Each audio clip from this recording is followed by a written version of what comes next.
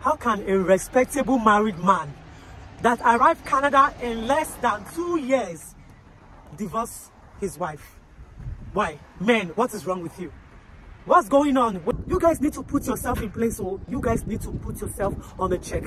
Okay? But if I lay down and I play dead and I stay dead, baby, you'll get... Hey guys, welcome to another video. Welcome guys. I decided to do this video on a walk. Not too cold today. The weather is about 4 degrees, so it's just windy but not cold. So it's a sad long story, but I'll try to make it short. But the question is, why is it that when men come to Canada, they come to Canada happily married, but at the end of the day you'll see that it all leads to divorce? I'm going to tell this based on a true life story from someone that I know, an acquaintance that I see every day. I see this person every day, but I'm not going to call names and I'm not going to call nationality as well. So story. All right, so there live these couples. These couples have been married for like 7 years back home in the country, or from their country, and then they arrived Canada in less than 2 years ago. In less than 2 years ago, certain things have been happening, but no one knew what has been happening until one particular day when God says, your cup don't full. It is time for your nakedness to show to the world, to see the kind of person you are.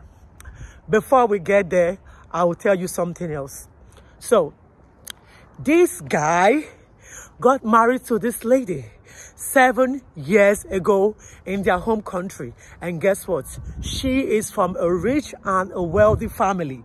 As a result, the parents of the girl sponsored the wedding and everything about the wedding because they want their only child, they want their only daughter to be happy, and they gave all of the support needed in marriage, financially, you know, and otherwise, to ensure that their daughter is comfortable. And then the daughter says, Mommy and Daddy, I want to go to Canada, and what can you guys do to help me? And so the parent says, okay, fine, we are going to help you go to Canada. You're going to apply as an international student. We'll sponsor you, we'll pay for your school fees, your proof of fund, and all of that will be catered for. The husband wasn't doing well. I think he was just doing like a regular job that can put some food on the table, but not to save, as he had no savings. The story is changing now. What happened next? When they came to Canada, like I said, several things have been happening, and the lady has been swallowing. This guy has been doing some kind movement. This guy should let me cross. So can you guys let me cross? Can I cross? Okay, this guy has been doing some pium movement that nobody understood. Let's not talk about this. We'll wait until we get to the end of the story, and then we will talk about it. But man, you people need to be, how will I put it? You guys need to explain to us what is the meaning of this. If you're watching this video and you're having an idea of where this video is related to us to, drop all of your comments in the comment section. Okay, drop all of your comments in the comment section. We're talking about why these men are misbehaving. When they come to Canada, they just start divorcing anyhow. Their character, their attitude, what they do leads to divorce here in Canada. So that's what we're discussing today. And so on a particular day, the day of judgment, the day of judgment has come to be released on this man. So this lady went to work, and behold, there was a windstorm. So when there's a windstorm, some sectors or some parts of the community might have a power outrage, and NEPA go take light, you know, something like that, or something like there might be some kind of like little outrage, either water or something, but there will be some kind of disturbance, and they might need to shut down the company or school or whatever. And so it was the case on that day, and where this lady worked, they told her to go home. Not just her, everyone to go home. On a good day, she's supposed to arrive home at 10 p.m. Before now, she is not living alone. So here in Canada, they rented a 2-bedroom apartment. So we have the lady and her husband are staying in one room, and then her cousin is living in the other room. So please note, when I say cousin, I mean first cousin, because the cousin is, they are even bearing the same name. Okay, it's her dad's younger brother's child. So all 3 of them came into Canada at the same time, like they planned it. This lady was still at work. She has not yet left work, but her cousin brother already got home. And when he got home, he already had his spare key. So he just like opened the door, you know, I'm going to my house. Yes, gang. That was how this guy went inside. And he started hearing the sound of taekwondo. Taekwondo sound coming from the bedroom. When did my sister start playing this kind of taekwondo with all this kind of noise? I never knew my sister to be doing this kind of taekwondo noise though. And that was how he went close. And he found out that this taekwondo sound is not from the sister, because he never assumed his sister to have that kind of taekwondo sound. And that was how he opened the door, because the door wasn't even shut, because no one was expecting anyone to be back at this time. And when he opened the door, he saw the unseeable. He saw Sodom and Gomorrah. He saw his brother-in-law. He saw his brother-in-law and another lady. On where? On his sister's bed. Chai! Whoops! It's not a good one. I respect some guys. Man, this guy held his fist. He didn't do anything. He just went straight around them, picked all their clothes and told them, don't move an inch. Remain there until my sister comes so that she can see what is going on. And he called his sister to start coming. The sister was like, oh yeah, we've closed already. You know, I'm just like talking with my colleagues and we'll be on my way home soon. He said, leave your colleagues, come home. A big surprise, they wait for you for house. And that was why the sister started coming. While the sister was on her way coming, the guy was just holding on his fist. He was holding on his fist until when the sister arrived. When the sister arrived, according to the sister, the thing that she saw was the door. She saw her brother holding his 2 fists very tight.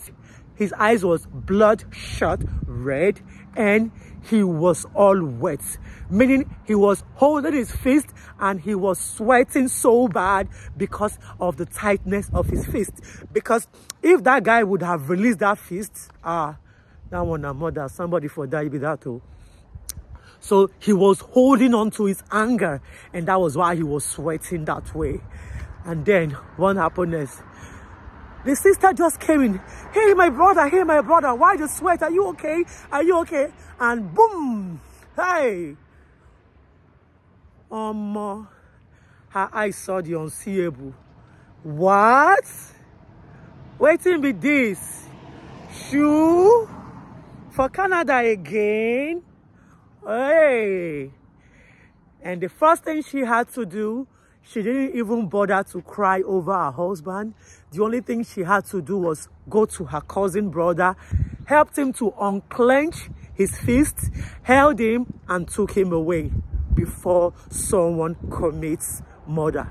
This lady didn't cry. This lady didn't shed tears. This lady didn't feel sad. Her emotions were just there. You can't even say you can't even tell her emotions. And so they left. And then the stories that reached after was that they gave them their clothes. She asked the man, put on your clothes. The lady picked on your clothes. The lady already scrambled out of the house and she told her husband, okay, so this is the story. I've been married to you for 7 years, and for 7 years I have been forgiving you because I have caught you how many times? I have caught you more than 700 times. I have caught you more than 700 times and I have forgiven you. But this time around, it's a no, no, no, no. I'm done with you.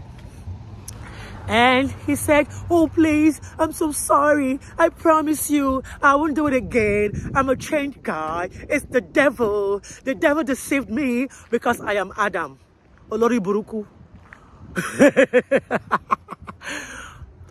Rubbish. And then she had to call her mom, her dad, and the guy's parents. And when she called them, they were like, back home, he was doing this. And we kept telling you, forgive and forget, things is going to get better, right? We never knew that when he comes to Canada, he's going to do it. So, at this stage and at this time, whatever decision that you will make, we are strongly behind you. We are strongly behind you. If you want to divorce him, it's okay. If you say you want to forgive him, it's okay. But whatever you want to do, it's a decision, because right now we are washing off our hands because there's a limit to everything.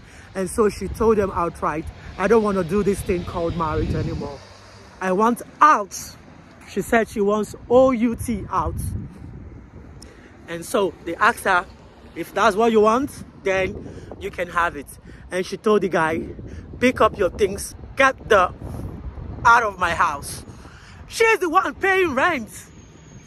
This guy doesn't work. It's not like he doesn't work, but rather than this guy to do full-time work, he doesn't do full-time work. He always gives reasons to say the jobs he's finding, the jobs he's getting, they are too difficult, this and that, blah, blah, blah. He rather does a part-time job. A part-time job that he goes to job maybe twice in a week for just like 4 or 5 hours. But because of the love that she has for him, because of the respect for marriage, and that she has to be a helper to her husband, she kept covering up for this guy. She was paying the rent, she was paying feeding.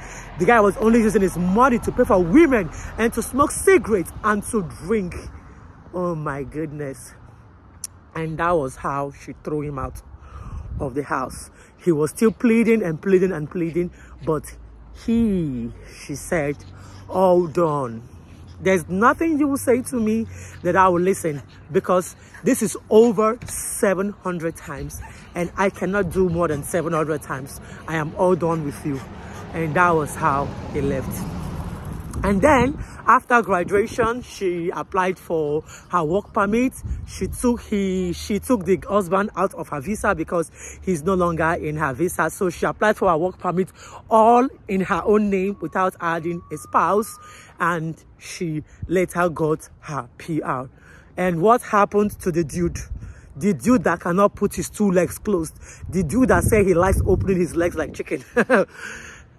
He went to apply for asylum. He went to apply for asylum, and I don't know what God wants for him. I don't know his fate. Do you think that asylum should be granted to this guy? Do you think his asylum case should be positive or should be negative? Do you pray for this guy to get asylum, or you pray for him to be rejected? Please drop your prayers. Whatever prayers you have for this innocent lady, drop it in the comment section.